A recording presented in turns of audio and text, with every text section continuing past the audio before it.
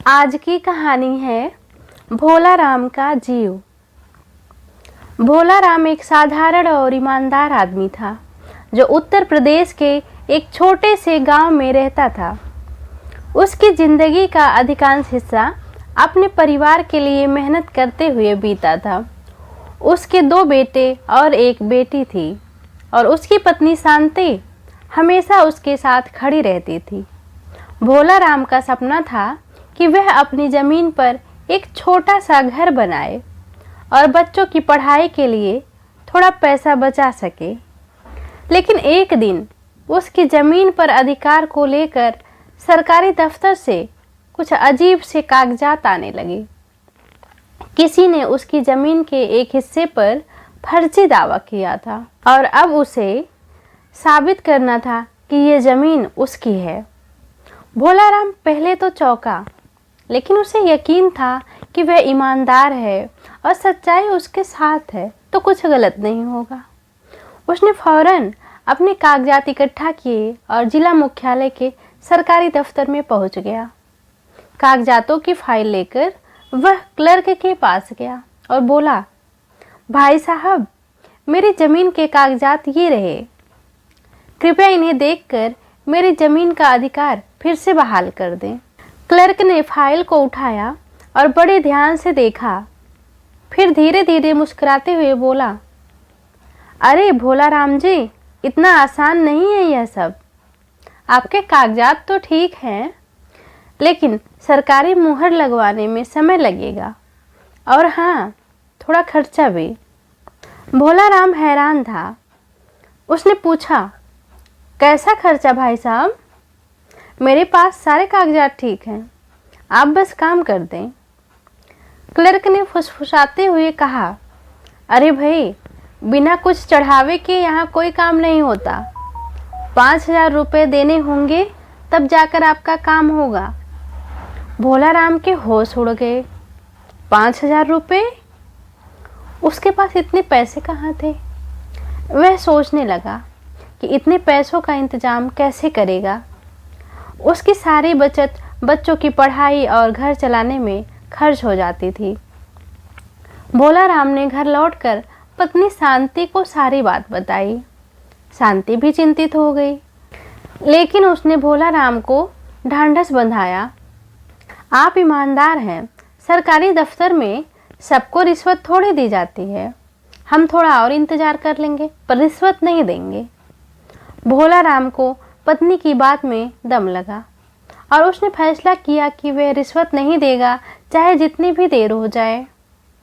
अगले कुछ हफ्तों तक वह हर रोज दफ्तर के चक्कर लगाता रहा, लेकिन हर बार उसे यही जवाब मिलता कि अभी फाइल आगे नहीं बढ़ी है या साहब मीटिंग में है, कल आकर देखिए।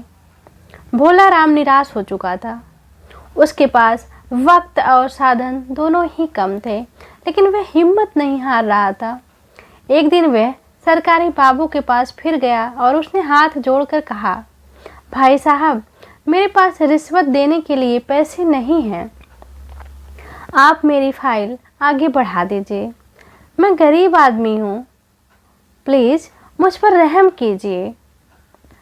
बाबू ने उसकी बात सुनकर ठहाका मारा और बोला, भोला राम जी, यहाँ रहम से काम नहीं चलता। यह सरकारी दफ्तर है और यहाँ सबकी अपनी कीमत है। बिना पैसे के आपके फाइल यहाँ धूल खाती रहेगी। भोला राम का दिल टूट चुका था। वह धीरे धीरे दफ्तर से बाहर निकला और घर की तरफ चल दिया। उसे लग रहा था कि उसकी सारी मेहनत बेकार हो गई। भोला राम की हालत अब और ख़राब होती जा रही थी। उसकी चिंता, तनाव और लगातार भागदौड़ ने उसकी सेहत को पूरी तरह प्रभावित किया। कई बार वह रातों को सो नहीं पाता था और उसका बीमार शरीर धीरे धीरे जवाब देने लगा। एक दिन जब वह फिर से दफ्तर में अपनी फाइल के लिए बाबू के पास गया तो अचानक उसे चक्कर आ गया और वह ज़मीन पर गिर पड़ा। सब लोग उसे तुरंत अस्पताल ले गए, लेकिन डॉक्टरों ने बताया कि उसे दिल का दौरा पड़ा है। भोला राम का शरीर अब और नहीं सह सका। उसने दम तोड़ दिया।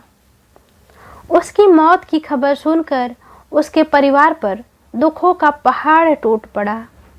शांति और उसके बच्चे रो रो कर बेहाल थे। उनकी तो दुनिया ही उजड़ गई थी। भोला राम का सपना, उसके संघर्ष, सब कुछ अधूरा रह गया। भोला राम का अंतिम संस्कार हो गया, लेकिन उसकी आत्मा अब भी बेचैन थी। वह अपने काम की अधूरी फाइल को लेकर इस दुनिया से गया था और उसकी आत्मा को चैन नहीं मिल रहा था। मृत्यु के बाद उसकी आत्मा स्वर्ग के द्वार पर पहुंची, लेकिन उसे अंदर जाने से रोक दिया गया। स्वर्ग के दरवाजे पर एक देवदूत खड़ा था। उसने भोला राम से कहा, तुम्हारी आत्मा को स्वर्ग में प्रवेश नहीं मिल सकता। तुम्हारे जीव का हिसाब किताब अब तक पूरा नहीं हुआ है। भोला राम हैरान होकर बोला, लेकिन क्यों महाराज? मैंने जीवन में कोई पाप नहीं किया, हमेशा ईमानदारी से काम किया है। देवदूत ने मुस्कुराते हुए कहा, तुम्हारा एक अधूरा काम है भोला राम। तुम्हारी फाइल अब भी सरकारी दफ्तर में धूल खा रही है। जब तक तुम्हारा वह काम पूरा नहीं होगा, तुम्हारी आत्मा को शांति नहीं मिलेगी। भोला राम की आत्मा इस बात को सुनकर दुविधा में पड़ गई। उसने सोचा कि अब वह मर चुका है तो वह अपने काम को कैसे पूरा कर सकता है। लेकिन देवदूत ने उसे एक मौका दिया। उसने कहा, तुम एक बार फिर धरती पर जाकर अपने काम को पूरा कर सकते हो, लेकिन इसके लिए तुम्हें वहाँ किसी की मदद लेनी होगी। भोला राम की आत्मा धरती पर लौट आई।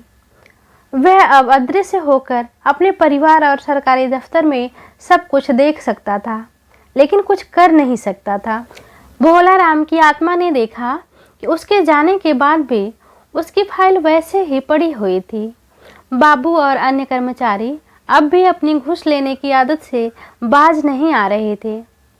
एक दिन भोला राम की आत्मा ने देखा कि शांति खुद दफ्तर गई। उसने बाबू से कहा, मेरे पति इस दुनिया में नहीं हैं, लेकिन उनकी फाइल को आगे बढ़ा दीजिए। हमारे पास अब कुछ नहीं बचा है, कृपया हमारी मदद कीजिए। लेकिन बाबू ने ठंडी निगाहों से उसे देखा और कहा, देखिए, जब आपके पति ने काम नहीं कराया तो आप क्या कर पाएंगी? यहाँ सब कुछ पैसों से होता है। बिना पैसे के आपके फाइल आगे नहीं बढ़ेगी। शांति की आंखों में आंसू आ गए। वह घर लौट आई, लेकिन उसने हार नहीं माना। उसने गांव के प्रधान से बात की और उसकी मदद से फाइल की एक कॉपी लेकर सीधे कलेक्टर के पास पहुंचाने का प्रयास किया। कलेक्टर, जो कि एक युवा और ईमानदार अधिकारी थे, उन्होंने फाइल को देखा और उसे तुरंत जांचने के आदेश दे दिए। उसने बाबू को बुलाकर फटकार लगाई और पूछा, यह फाइल इतने दिनों से क्यों रुकी हुई थी? इसमें देरी क्यों की गई? बाबू हड़बड़ा गया और बहाने बनाने लगा। साहब, कुछ कागजात अधूरे थे, इसलिए काम रुका हुआ था। लेकिन कलेक्टर ने उसकी चालाकियों को भांप लिया। उसने तुरंत मामले की जांच करने के आदेश दिए। भोला राम की आत्मा को यह देखकर थोड़ा सुकून मिला। उसे अब उम्मीद थी कि उसका काम पूरा हो सकता है, लेकिन उसे यह भी एहसास हुआ कि भ्रष्टाचार की जड़ें कितनी गहरी थीं। कुछ हफ्तों बाद कलेक्टर की जांच पूरी हुई और बाबू सहित कुछ अन्य कर्मचारियों पर भ्रष्टाचार के आरोप लगाए गए। कलेक्टर ने फाइल को तेजी से आगे बढ़ाया और आखिरकार भोला राम की जमीन का मामला सुलझा दिया गया। शांति को उसकी जमीन का अधिकार फिर से मिल गया। जब यह खबर भोला राम की आत्मा को मिली तो उसकी आंखों में आंसू आ गए। उसे अब महसूस हुआ कि उसकी मेहनत और ईमानदारी ने आखिरकार जीत हासिल की। देवदूत फिर से प्रकट हुए और उन्होंने भोला राम से कहा, अब तुम्हारा काम पूरा हो चुका है। तुम्हारी आत्मा को स्वर्ग में प्रवेश मिल सकता है। भोला राम की आत्मा ने एक आखिरी बार अपनी पत्नी और बच्चों की ओर देखा, जो अब नई उम्मीदों के साथ आगे बढ़ रहे थे। उसकी आत्मा अब शांति से स्वर्ग की ओर बढ़ गई, जहां उसे अपने जीवन के संघर्षों से मुक्ति मिली। यह कहानी समाज के उस कड़वे सच को दिखाती है, जहां भ्रष्टाचार इंसान की जिंदगी को कितना मुश्किल बना सकता है। भोला राम जैसे ईमानदार लोग हक के लिए लड़ते लड़ते दम तोड़ देते हैं, लेकिन उनकी मेहनत और सच्चाई कभी हार नहीं मानती। तो दोस्तों, कैसी लगी यह कहानी? प्लीज़ हमें कमेंट में बताएं। यदि अच्छी लगे तो लाइक करें, शेयर करें और सब्सक्राइब करें। फिर मिलेंगे एक नई कहानी के साथ। बहुत बहुत धन्यवाद।